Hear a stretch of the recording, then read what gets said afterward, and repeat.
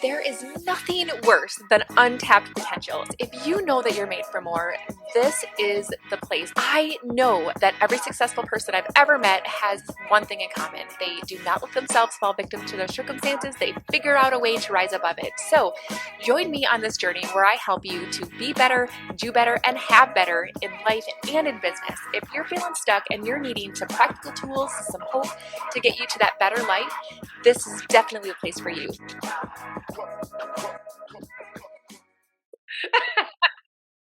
Hey everybody, welcome to the Unsung Podcast. I am your host, Michelle Weemy, and today I get a chance to interview my friend Nicole. You guys, she is amazing. And if you can't already tell, we've already been giggling because this woman is the probably biggest reason in my life that I smile and I laugh and I have fun. And I just needed to bring her into your world because she's one of the best parts of mine. So Nicole, thank you so much for being here. Thank you, Michelle. What a great introduction. We were just kind of giggling, you guys, because Nicole's last name is kind of hard to pronounce, honestly, and so it's Huguenin. Yeah.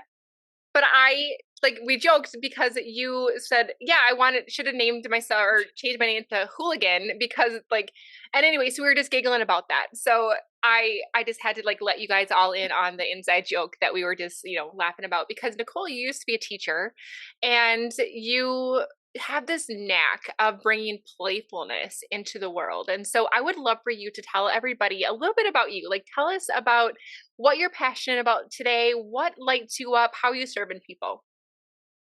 Well, like you said, I was a teacher for 20 years and I had the pleasure of serving kids in the classroom. And I always thought that kids learn better when they're enjoying themselves and having fun. I think everyone does. So, what lights me up today is to bring that joy and that spark to, I train teachers now, and to bring that to them so they can bring it to their kids in their classroom.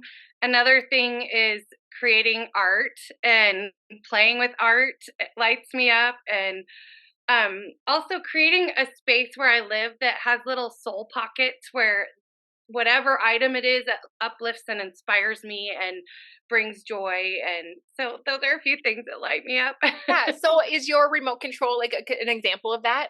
Yes. Okay, so you're traveling, so you can't show us, but I want you to describe what your remote control looks like because it's so funny, you guys. Whenever we get together on Zoom, I see her with this thing, and this is just an example of how she brings fun and playfulness into her life. So I had some light switches that have a little remote that you can push to turn them on. And I went down on my beach in front of my house and found a stick and tied it onto the remote. So I have a wand. So my little nieces thought I was magic when I turn on and off my lights. And I actually have two wands. So they each got a wand one day and I was on a Zoom call and the lights are going on and off behind me. They were having a light battle. And the person finally said, "What's going on?" I go, "Oh, they're having a magic wand battle." It to me it adds a little bit of laughter or joy, and I have fun. I access my inner child or my child Yeah. heart whenever I Yeah. use it. It brings me joy. So it's just a silly little thing and easy to do. I love that. And I think that one of the things that really is cool about you is that you take everyday things and everyday moments and everyday you know, ideas that we take for granted and you create playfulness out of them. So I don't this is maybe premature, but I'm just going to speak it into existence, but I want you to tell us about your little mud kitchens that you are going to be Oh, someday. so yes, I have a book in the works, Mud Kitchen Magic. I don't know if that's the title, but mud kitchens are just an outdoor kitchen for children, and I've seen lots of adults get sucked into playing with them.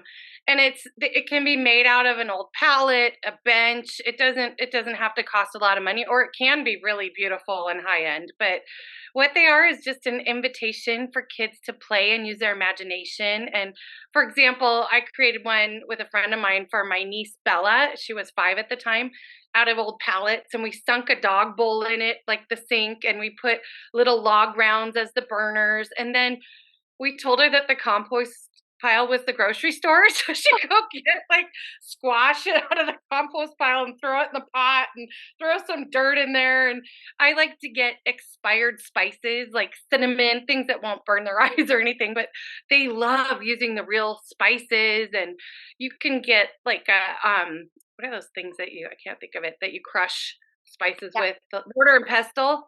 You can Yes. use like Yes. old flowers from an old flower arrangement, and the kids can mash that up and put it in their soup or their mud pies. And what it supports is just not only their creativity and imagination, but if they're with another kiddo, they have to learn to collaborate, negotiate, communicate.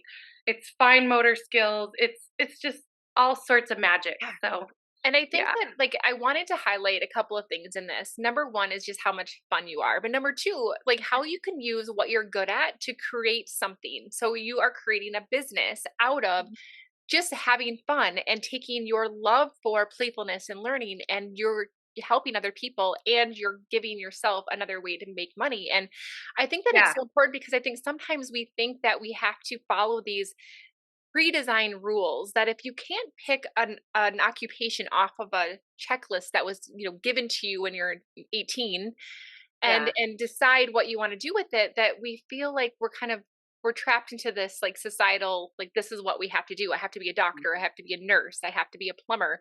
And I think that it's really fun to recognize, and that's one of the things that I do in my business, is I help people figure out, what do they love, what are they good at, what are their experiences that they bring to the table all of these years with all of these different jobs, and how do I put all that together to be creating the life of my dreams. And I love the fact that you're doing that, and I just want to thank you for that example.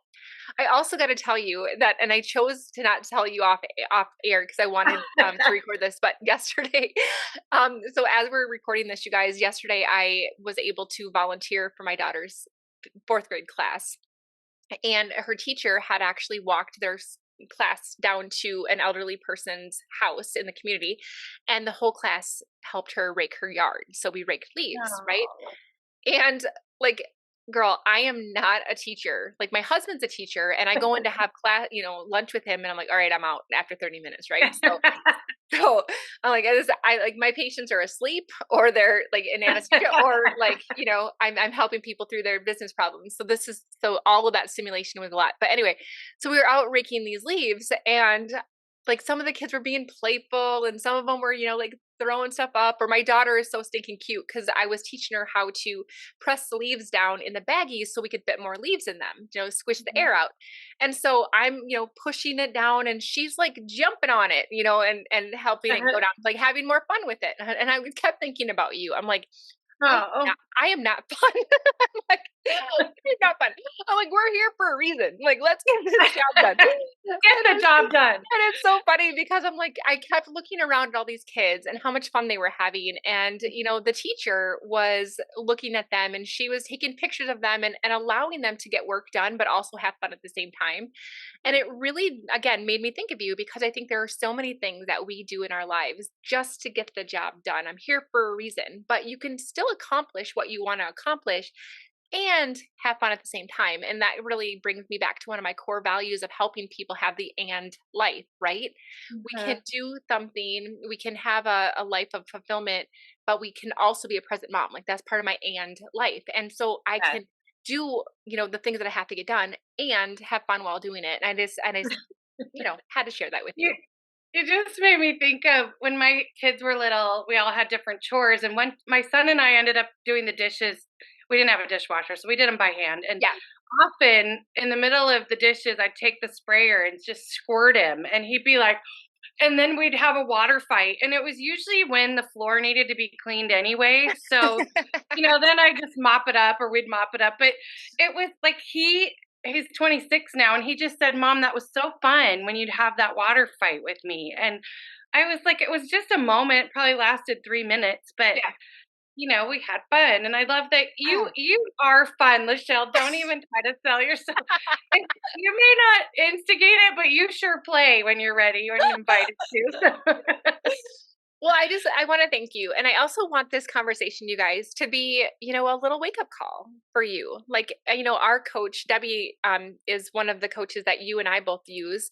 And she asks us often, like, when is the last time you did something that was fun? And it's always easy for Nicole, right? But like, it really got me thinking, like, when is the last time that I did something really fun? And I think that if it's hard for you to come up with that, that was really an eye opener for me that although I liked what I was doing in my career, it didn't afford for me the things that I wanted to do that brought me joy, that brought me some fun, that brought me more time with the people that I cared about and that I had fun with.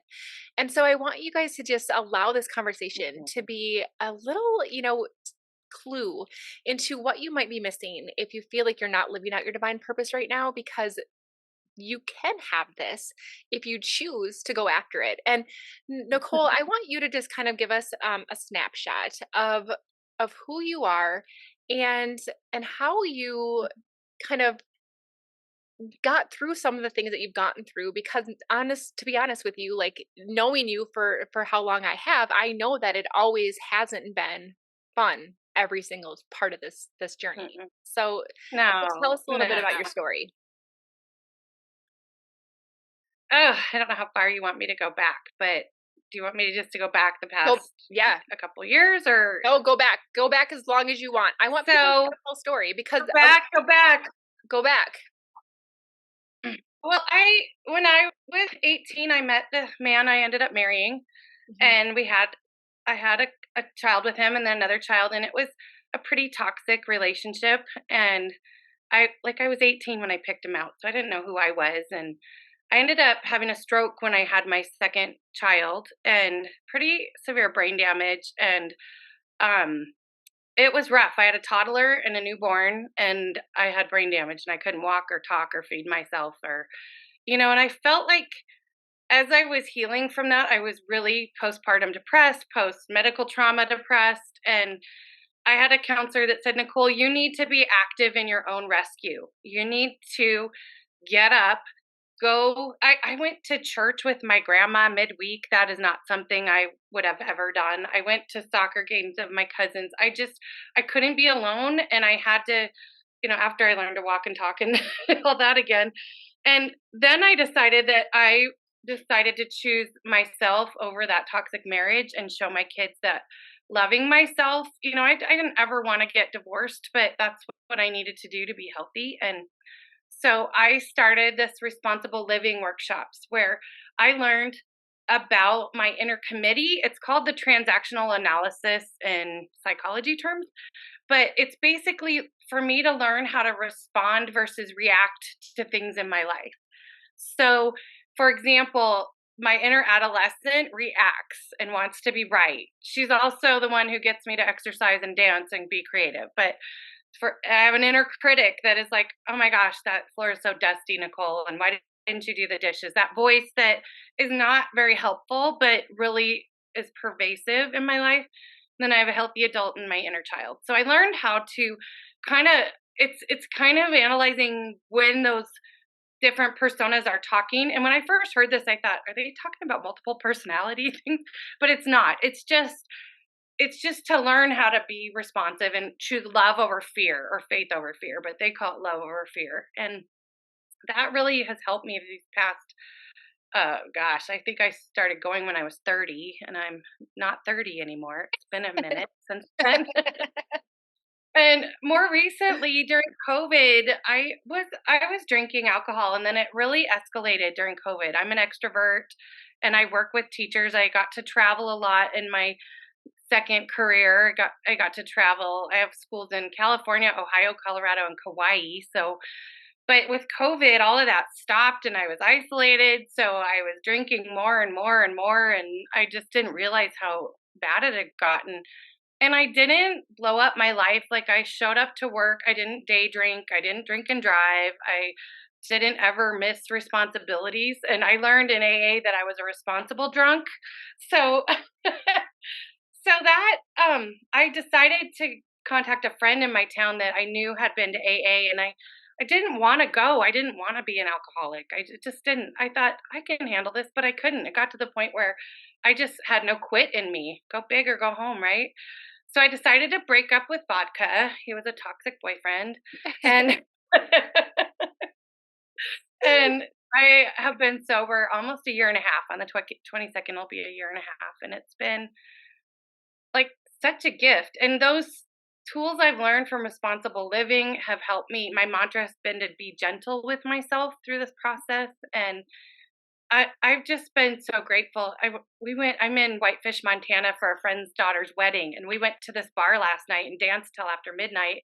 And I just drank ice water all night, and I had just as much fun as probably more than when I was drinking. So, and I did. My sponsor challenged me. She goes, Nicole, you have got to stop thinking that you are solely responsible for your life. And I'm like, what? I mean, I'm single, I'm responsible. She goes, you need to access your higher power. And I was like, "Oh," and I was raised Catholic, and I kinda left that God behind and haven't had a real relationship, and I know I asked you, Lachelle, and you have some really great insight. I've been asking everyone, like, "Who do you pray to? Who's your energy source? Who's your person you reach out to?" And I feel like it's awkward conversations with God, and I've also I think I'm naming my God Gaga because it stands for goddesses, angels, gods, and ancestors. Gaga. We'll see, I'm trying that on.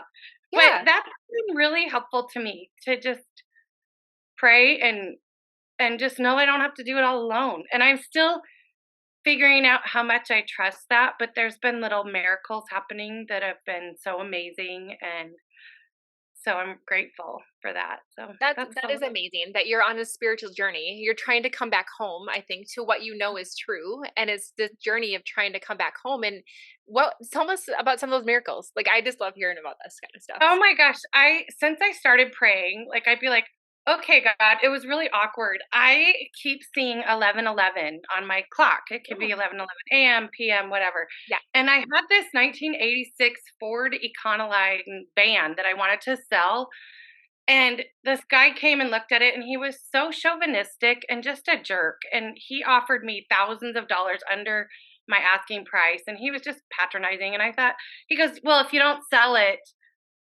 call me." And I'm like, I won't be calling you, even if I don't sell it. And then this woman called me, and I walked up to her. I went to show it to her, and she goes, "Of course you're a woman." And she goes, "I want to test drive the hula van. There's a hula dancer in it." And I love that she called it the hula van. And we agreed on a price, and we shook hands. And then she starts to walk away, and then she comes up to my window with her phone. She goes, "Look, it's 11:11." And I hadn't told her about that. And I was like, what do you mean? And she goes, well, that's like a spiritual thing that things are happening in the right way. There's some meaning behind it. But I was like, that is so strange that I think that's a God thing that Yeah. this woman came into my life. She wanted the van, I wanted the money to pay off some debt, and it was like a win-win. Oh, And yeah. that's a tiny example. I've had so many more of these things like Yeah. where I'll be thinking about someone and run into them, or it's just been amazing. And okay, so first of all, I'm just gonna acknowledge that like you when you mentioned, I think it was God, angels, ancestors, and what was the other one? Um, goddesses, gods, Goddess. goddesses, And angels, and ancestors. it's just like recognizing that you have this spiritual army. Right? Yeah. And I think that oftentimes we forget, right, that there is a spiritual battle that's going on, and God does ask us to recognize that there's a spiritual army. And so you're recognizing that he has all of these things in the Mhm, spiritual realm that are there to protect you, to guide you, to help you on your way. And I just love that. So like you're recognizing things that mhm. are going to help you and that we oftentimes forget, right? We think that we have to do this all on our own, but there are all kinds of things that are fighting against us that we can't see. So why shouldn't we be asking for help in that realm, right? I love that. I've had this guardian angel thing on my visor from years ago. My mom's friend gave it to me, Yeah. and I often will touch it like, "Okay, angels, because I drove through a snowstorm. Help me get here safely, help everybody arrive safely." And yeah, accessing that. And it is a little awkward because I think I got pretty hyper independent and thought I had to do everything myself. And Yeah. that's not Yeah. true. I have a wonderful earth community and spiritual community, and Yeah. And learning one to embrace. one of the things that I want to acknowledge right now, you guys, when I listen to stories, right, I can pick out themes and things, and that's partly, what I do for people too, which is really fun, is just pick out themes and things. And what I think is really cool is that you are able to show us from a space of like, you're, in my opinion, like you're one of the most beautiful, joyful, like fun, successful people I know. Okay. Oh, And thanks. the fact that you've been through like your stroke and that recovery, I mean, you couldn't walk, you couldn't talk, you couldn't feed yourself. Like you were in that space and you had to go through a divorce and you've had to go through, your alcohol addiction, all of those things, right? So I see you as like this triumphant, like warrior woman, like look at you, like what you're capable of. And I think that sometimes we think that once we get through hard things that we're like immune to having to go through more hard things, or like I've already been through that, so I'm tough, and so these little things shouldn't bother me anymore. And I think that sometimes I mean, right, like we feel like Yeah, why is this so hard for me, like look what I've yeah. been through. All of us struggle, and Mhm. we don't want to admit it sometimes. And I think that one of the most impactful podcast that I ever listened to was a podcast interview that Ed Milet had done with this guy named Nick, who was born without any arms or legs.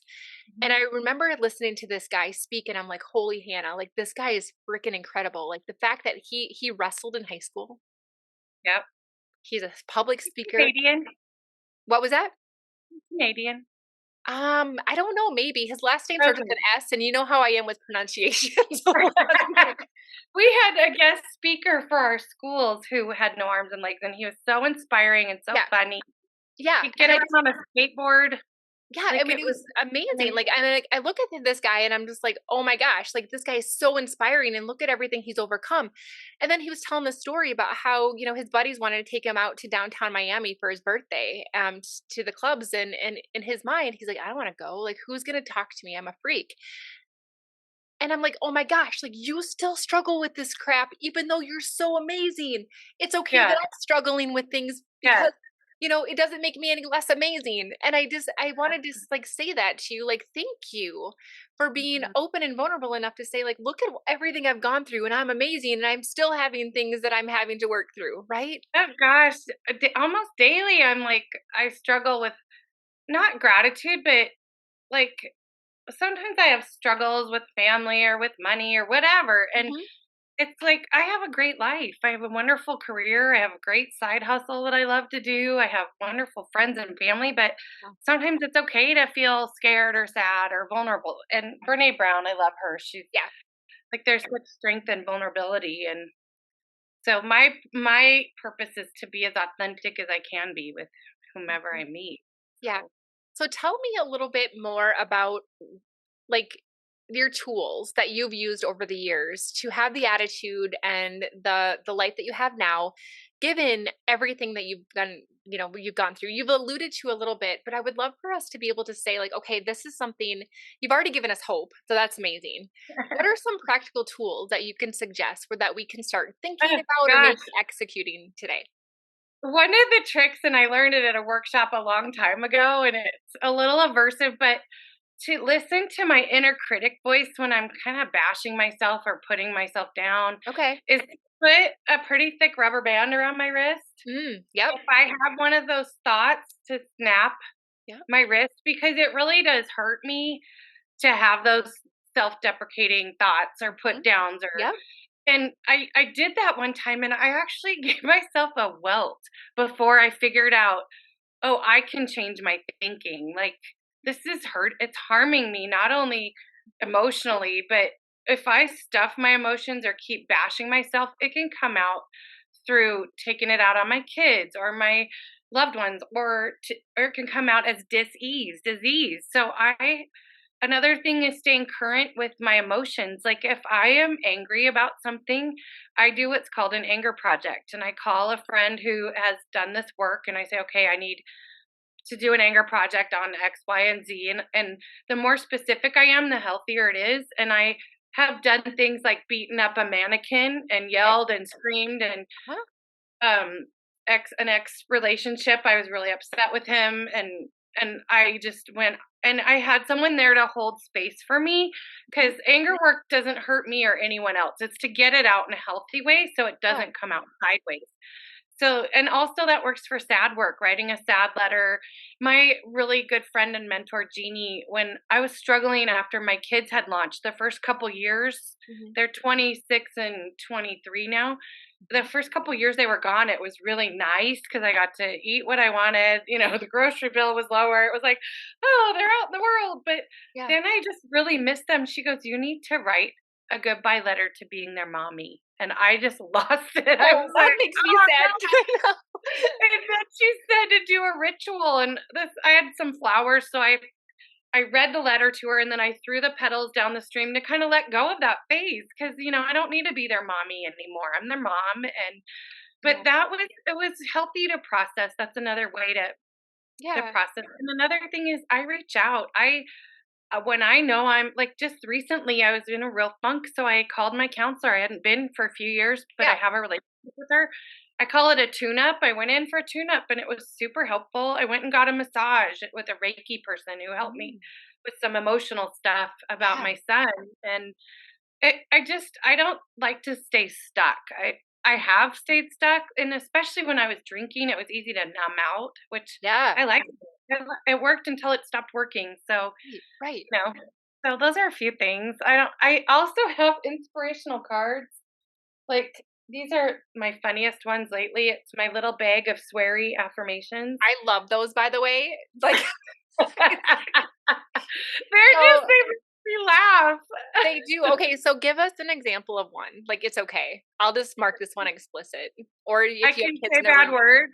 yeah, you Okay, can. Just this maybe. one says Okay, yes. Okay. If you are watching this, you can see it, but if you're not, it says F yes I can. So I'll say that. And so I'll do another one. Let's see. they just make us giggle, right? Like it's okay. Oh, put on your favorite song and dance your ass off. I love that. And this is the thing, like, for people who really know me, and I'm starting to get a little bit easier for me to let all of my parts out because I think a lot of people see me, Nicole, and they see me as, this person with a really strong faith or really inspirational or really helpful. But I'm also really sarcastic and I love Jesus and I swear. And Yeah, I just like can be really quirky and goofy. And not everybody gets to see that part of me. And I'm really trying yeah, harder to allow for all parts of me to come out because one of the things that I've recognized, and I think that you're helping me on this journey, is nobody is benefiting if they get to see only part of me, mm, and that all of me is put together exactly the way that I'm supposed to. And I guess I felt like if people knew this part of me or that part of me, then they would reject me altogether. And I'm really just trying to take myself less seriously and have fun because yeah. honestly, like, like okay, so you probably watched Friends over the years, yes? Yes, yes. Okay. I was Monica whenever I had people over. And I would be like, "Lachelle, no one likes to hang out with Monica. So less Monica, more Rachel, Lachelle. Less Monica, So more Rachel." funny. So I would have like my friends, like really good friends, I'd be like, "Hey, if you see Monica coming out, you call me out on that shit. Like I cannot because Yeah. nobody wants to be around this Oh, and that uptight, like whatever. Like I'd rather it be an imperfect party and have fun, yeah. right? I made a rule once the party started, I invited myself to my own party. I ceased being the host and I deployed people, I empowered them to help themselves to Yes. whatever. Yes. And I was like, okay, everyone, if you see something, a candle needing to be lit or Yeah. whatever, help yourself. Yeah. But at that, I am kind of I get obsessive about how things look and but Yeah. that Monica is the name of your critic from now on. That inner voice is Yeah. Monica. Yeah, Yeah. and you're right. Nobody wants to hang out with the Monica. Uh, No, I no, had and this, yeah. no, go ahead, go ahead. I wanna hear it. I was telling you this young girl years ago that she decided to duct tape, not in real life, but in her imagination, duct tape her inner critic to a chair at home and leave her behind when she went to her track meet. And it freed her from those, like, she just imagined that critic staying at home. And Yeah. I thought, how empowering. And she won that race that day. She was doing hurdles and she was a tiny thing. So that's so cool. So Yeah, I mean, and that's just that you brought this up that we can control our thoughts. And I know that sometimes it feels like they are controlling us, but you guys, like the science around it, the brain science around it is that thoughts become feelings. And then mhm, feelings become actions and yes, actions come results. Oftentimes we think that our feelings are what's creating our thoughts, but it's actually happening so fast that you don't realize it. And so if you're feeling icky, if you're feeling anxious, if you're feeling sad, if you're feeling angry, stopping in a moment and asking yourself, okay, this is what I'm feeling. We name it with curiosity, not with judgment, right? right, This is right, what I'm feeling. What thoughts am I having? And we start to actually become more aware of it. And we're like, holy crap. Like, no wonder I'm feeling like this because we're catching ourselves having these thoughts that we don't even realize we're having it simultaneously. absolutely. But if we can switch our thoughts, it actually allows us to switch our emotions and we're not hostage. We don't have to feel stuck anymore, right? And what you're describing is the victim game. And in Mhm. the victim game, it's the deadliest game on the planet. There's no winner, it's lose lose. And the victim, there's a triangle, and there's the victim, the persecutor, and the rescuer. And I can't, if I declare myself the victim, I'm no longer the victim because I'm taking responsibility. And there is a difference. There are people that are true victims, like victims of attack or, home invasion, or there are true Yeah, victims. yeah, What yeah. I'm talking about is when I play the victim game, like, oh my gosh, I didn't get paid by this person, Mhm. and then I go tell my best friend, and then we gossip about it and bitch about that person, Yeah, and then, and then she'll say like, "Oh, I'm so sorry that happened to you." She's the rescuer. mhm. And I call it an energy toilet. We kind of get in the energy toilet and flush our Yes. energy away because it Uh-huh. that victim game does not uplift or inspire anyone, and it doesn't change the results of the experience. So Right. to be responsible in a situation like that is I could write a letter to the person or call them or take them to court or whatever.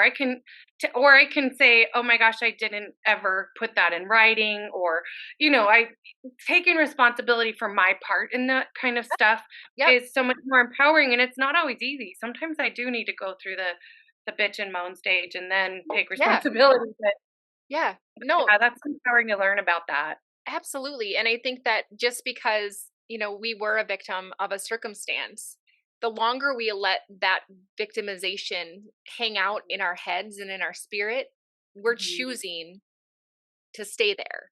And so Absolutely, just because we might not responsible for what happened to us, we're responsible for letting it continue to ruin our lives. We're responsible for what we absolutely. do from that moment on. We're responsible for not allowing ourselves to remain victims day in and day out. So when something happens, we don't have to relive that over and over and over again. We can choose Right, to find tools, people, ways to step up and out of that victim game. and I think, like, when I was in an abusive relationship, Mhm. I call it being in the bubble. I couldn't see what was happening. Like, I was put down all the time. I was told I was fat. I was maybe 135 pounds at the time. I was, not like he wouldn't hold my hand in public. He was cheating. It was very toxic. And I couldn't see it until I finally left and I kind of popped out of that bubble and I was like, "Oh my gosh." But then kept I kept using the attacks he used against me. I kept doing them to myself because I was conditioned to do Right. that. So Yeah. until I got some tools on board to let go of that, work through the anger, work through the sad, and then the biggest piece to free me is forgiveness. Like I forgive him, and sometimes I need to re-forgive him because he does things that hurt my kids, or Yeah. it's just tough. So forgiveness, I think, is the key, along with responsibility and ownership to get out of that Yeah. victim game. Like, Yeah. How do you forgive and someone? Like, tell me what your best advice is because it's really hard. it's really hard. And forgiveness does not mean that it gives permission for that person to harm you, or that it was okay, or that you'll forget, or that I'll forget, or Mhm. Yeah. forgiveness.